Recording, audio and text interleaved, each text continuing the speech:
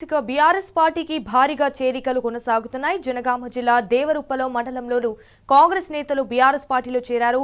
జనతిరుమల gardens లో Congress OU JAC నేత ఇప్ప పృథ్వీరెడ్డి అలాగే ఇతర నేతలకు గులాబీ కండువా కప్పి పార్టీలోకి ఆహ్వానించారు. మాజీ మంత్రి ఎర్రబెల్లి దయాకర్ రావు స్థానిక సంస్థల ఎన్నికల బీఆర్ఎస్ పార్టీ విజయం ఖాయమన్నారు. గ్రామాల్లో కాంగ్రెస్ పార్టీని విశ్వసించే పరిస్థితిలో జనం లేరన్నారు. అండ్ కాంగ్రెస్ పార్టీ ఇచ్చిన మోసపూరిత హామీలు ఇంటింటికి వెళ్లి తెలియజేయాలని బీఆర్ఎస్ శ్రేణులను దయాకర్ రావు పిలుపునిచ్చారు. కాంగ్రెస్ అమలు చేయని 6 గ్యారంటీలకు సంబంధించి బాకీ కార్డులను ఇంటింటికి వెళ్లి పంపిణీ చేయాలని కోరారు.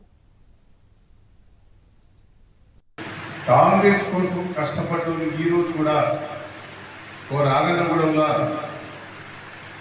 నిన్న చేరారు. ఈరోజు కూడా పెద్దమంగళంలో కూడా చేరారు. కాంగ్రెస్ కష్టపడ్డారు. నేను ఎందుకంటున్నా అంటే కాంగ్రెస్ వస్తే ఇంతకంటే ఎక్కువ చేసి అందుకే మనం 420 హామీలని ఒక కార్డు పెట్టించాం. అది ఇంటింటికి మీరు ఇయ్యాలి.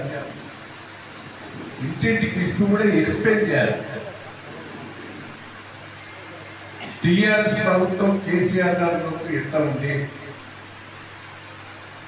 గత 10 ఏళ్ల కింద కాంగ్రెస్ పార్టీ ఉన్నప్పుడు ఎట్లా ఉంది, ఈ 2 ఏళ్ల పరిపాలన ఒకట రేవంత్ రెడ్డి గారు ఇచ్చిన హామీలు మోసపూరిత మాటలు కూడా ప్రజలకు మళ్ళీ ఒక్కసారి ఎక్స్ప్లెయిన్ చేయాలి. నేను 45 ఏళ్ళ నుంచి రాజకీయాలు ఉన్నాను. కాంగ్రెస్ పార్టీ ప్రభుత్వం ఉన్నప్పుడు నేను అసెంబ్లీ ముందర మీకు తెలిసి ఉంటుంది.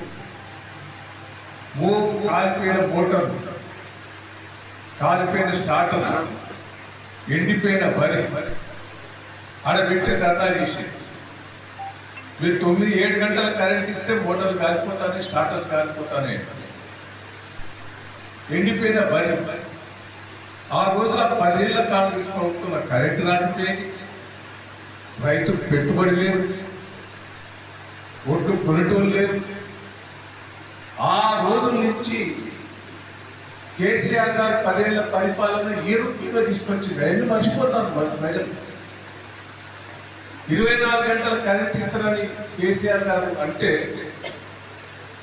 నాకు కూడా నేను అక్కడ ఉన్న సందర్భంలో 24 గంటలు ఇస్తే లక్షలు ఖర్చు వస్తాయి సార్, ఓ 10 గంటలు ఇస్తే చాలనుకుందామని చెప్పి లక్షలు కాదు, ఎన్ని లక్షలైనా పర్వాలేదు, ఏ రాత్రి అయినా కరెంట్ మోటార్ పెట్టుకోవాలి రైతు అని 24 గంటల కరెంట్ ఇచ్చిన మహానుభావుడు కేసీఆర్ గారు.